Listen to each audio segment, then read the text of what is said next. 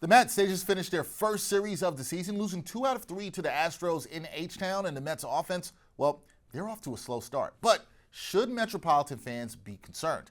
Let's discuss with the host of the Subway to Shea podcast, my guy Anthony Rivera, who joins me now. Anthony, how you doing?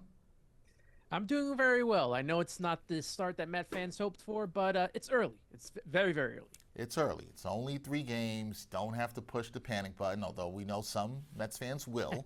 Some fans just will in general. But this is why we are going to discuss what is going on with the Metropolitans, who are 1-2 on the season. Let's start, Anthony, with Met shortstop Francisco Lindor.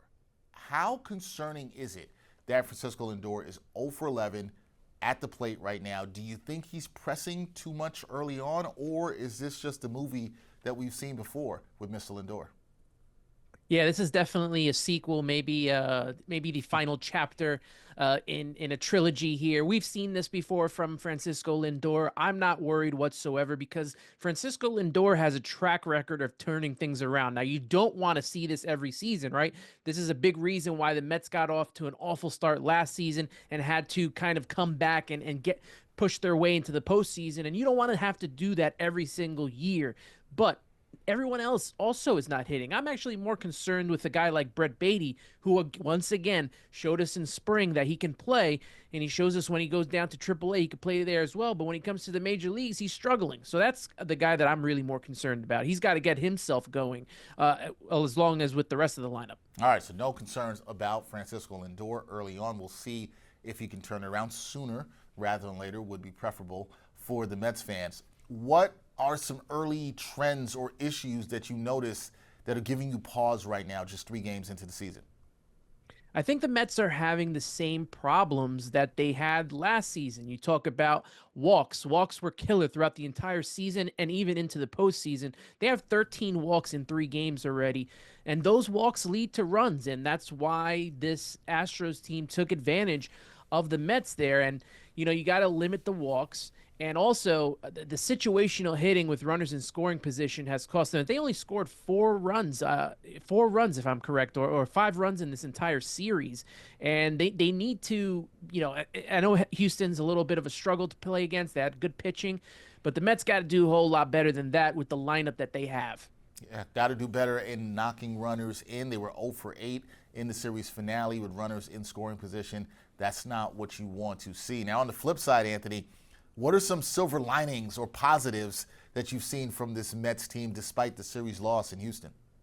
I mean, right off the bat, Juan Soto. I mean, he's batting .333. He had that big monster home run in Game 2. I know we wanted him to get that game-winning hit in Game 1, but Hader was just too wicked that day. But he's been as advertised. And I know I talked about the walks here, but I got to give kudos to the pitching staff on the other front as, the starters have looked really good between Tyler McGill and Griffin Canning. They gave you 5 innings. Clay Holmes, I know he's a work in progress, so we're going to take what we can from him. But the bullpen, 9 2/3 innings pitched, only 3 hits. Now, I know they've given up 6 walks, but no runs and 9 strikeouts. It's huge to start the season. Only hope is that this rotation gives them length so that by May they are not tired like they were last season. Yeah, that's what you would like to see out of the starters. Now, sticking with the bullpen here, because Edwin Diaz, he looked like his old dominant self in getting his first save of the season. How big is just that part of the bullpen for this team as they move forward, knowing that Edwin Diaz can look like the old dominant Edwin Diaz that we've seen before? Yeah, if you could take 1 inning away and that be that lockdown inning from Edwin Diaz, it's got to go a long way for this team. It helps not only the rotation, but it helps the bullpen knowing that 1 inning is locked down.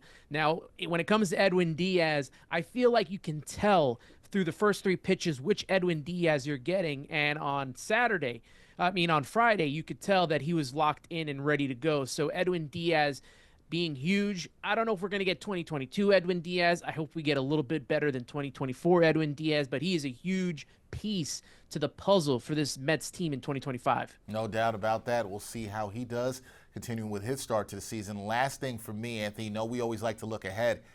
How important is this upcoming series for the Mets against the Marlins in terms of getting the offense going and setting a tone to finish this road trip strong, especially knowing that you'll be coming back home for the home opener at the end of the week against the Blue Jays? How important is this series? Yeah, you definitely want to take advantage of a team that is going to be in the bottom of the National League East. And you know that their payroll is not as high as yours. You got to take advantage of that. You got to take advantage of their pitching. And this is a great way for the Mets to head into their home opener on Friday against Toronto on a high note. But also, outside of the offense, you're going to see David Peterson hopefully continue his emergence like he did last season, and the return of Kodai Senga. Those two guys are important parts of this rotation, and to see them get off to hot starts is going to help this team overall as well. All right, we'll see what the Mets can do starting off this week on the road down in Miami. That series gets started on Monday night in MIA. That is Anthony Rivera, host of the Subway to Shea podcast. Anthony, as always, appreciate the insight, the time, and also the fact that you are not panicking about the fact that Francisco Lindor is 0 for 11 to start the season. It's going to be all right.